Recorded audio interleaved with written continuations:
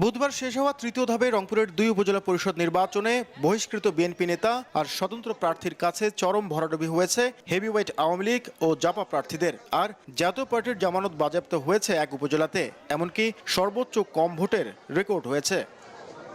রংপুর সদর উপজেলায় রংপুর মহানগর আওয়ামী লীগের আহ্বায়ক ডাক্তার দেলার হোসেন, জেলা আওয়ামী লীগের সদস্য ও চন্দনপাট ইউনিয়নের সাবেক চেয়ারম্যান আমিনুর রহমান, রংপুর জেলা ছাত্রলীগের সভাপতি সাব্বির হোসেন ও সদর উপজেলা জাতীয় পার্টির আহ্বায়ক মাসুদ নবী মুন্না সহ 8 জন চেয়ারম্যান পদে ভোটের মাঠে লড়াই করেন। তবে স্বতন্ত্র প্রার্থী ইকবাল হোসেনের কাছে টিকতে পারেনি ক্ষমতাসীন ও বিরোধী দলের কোনো নেতা। জয়ী প্রার্থীর দাবি জনপ্রিয়তার জয় হয়েছে। আমার এই বিজয়ের পিছনে আমার বাবা এবং আমার বাবার ঐতিহ্য। আপনারা জানেন যে আমার বাবা সাবেক উপজেলা পরিষদের প্রথম চেয়ারম্যান এবং আমি ওনার সন্তান হিসেবে আমি 10 বছর ইউনিয়ন পরিষদের দায়িত্ব পালন করেছি, খুব সততার সহিত করেছি।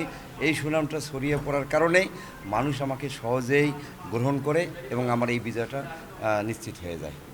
নগদে 500 টাকা বা তার বেশি পেমেন্টে পেতে পারেন ঢাকায় জমিসহ 20 কোটি টাকার পুরস্কার। এদিকে গঙ্গাচড়া উপজেলা নির্বাচনে চেয়ারম্যান পদে উপজেলা আওয়ামী লীগের সভাপতি রুহুল আমিন, জাতীয় পার্টির মোস্তাফিজুর রহমান বুলু ও বিএনপির বহিষ্কৃত নেতা মোকাররম হোসেন সুজন সহ ভোটের মাঠে ছিলেন 7 জন। তবে বহিষ্কৃত বিএনপি নেতা মোকাররম হোসেনের কাছে উপজেলা আওয়ামী লীগ সভাপতি রুহুল আমিনের পরাজয় হয়েছে 833 ভোটে। আর 422 ভোট পেয়ে জামানত হারিয়েছেন জাতীয় পার্টির মোস্তাফিজুর রহমান বুলু। এমনকি অনেক কেন্দ্রে কোনো ভোটই পাননি এই প্রার্থী। জয়ী বহিষ্কৃত বিএনপি নেতা বললেন, সুষ্ঠু ভোটের প্রতিফলন হয়েছে। আমি যেহেতু আদর্শের দল করি, আমি এই দল থেকে আমাকে সাময়িকভাবে ছাড়লেও আমাকে কিন্তু পূর্ণাঙ্গভাবে ছেড়ে দেয়নি। অতএব আমি দলে থাকবো অবশ্যই ইনশাআল্লাহ, কারণ রক্তে মাংসে এই শরীরে এই দল রয়েছে, এটার থেকে দূরে সরার কোনো সুযোগ আমার নেই। তবে রাজনৈতিক বিশ্লেষকদের মতে সরকারি দলের প্রতীক না থাকা আর জাতীয় পার্টির সাংগঠনিক দুর্বলতার কারণে এগিয়েছে স্বতন্ত্র ও অন্য দলের প্রার্থীরা। দলীয় প্রতীকের বাইরে যাওয়াতে মানুষ তার স্বাধীনতাটা এবার কিন্তু একটু নেওয়ার চেষ্টা করেছে।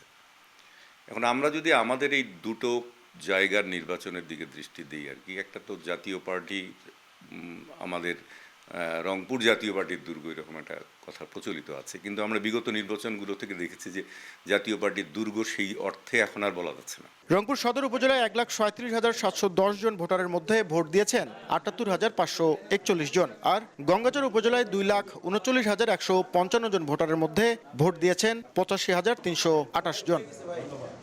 নাজমুল ইসলাম নিশাত, সময় সংবাদ, রংপুর।